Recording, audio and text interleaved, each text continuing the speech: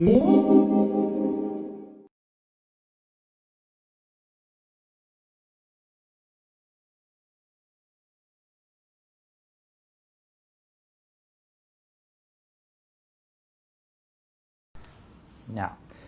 we've been talking about a time that you were asked to give your opinion in a survey, and I'd like to discuss with you one or two more general questions related to this.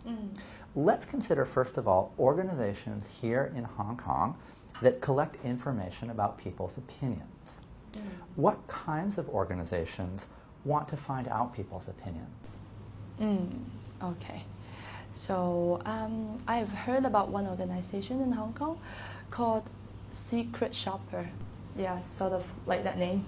But it's about like they recruit some people in or around Hong Kong, some maybe different backgrounds, different ages, to go, mystery shopper, yeah, to go to some different shops and do some survey. So what they do is they pretend they're customers, they go to those kind of shops and pretend they're really buying that service or that good, and then they will have a survey. Do it secretly. Of course, they are marking with their forms, and then to observe if that company is delivering certain kind of service in good or in bad way. Yeah. Do you think that questionnaires or surveys are good ways of finding out what people really think about something? Yes, I think so. Because if I deliberately ask you to do some survey, of course, you're the one who's using it, and then maybe beforehand I'm preparing something to impress you and maybe give me higher score.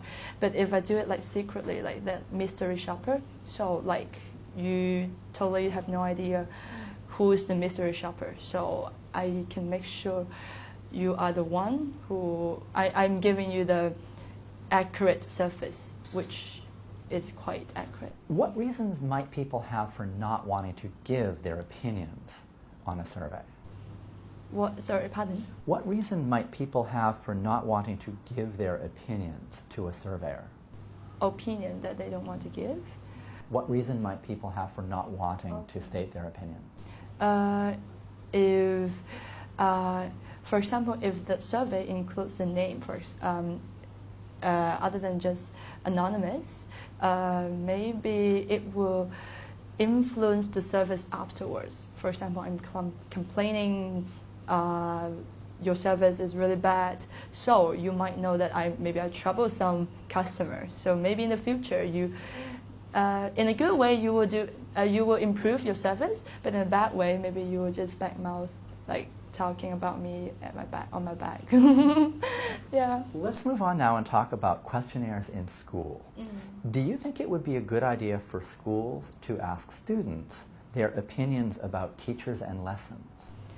Yeah, it depends. Like for some good students that they really want to improve the school quality, of course, they will give their opinion about how they think about the school and the teachers or the lessons.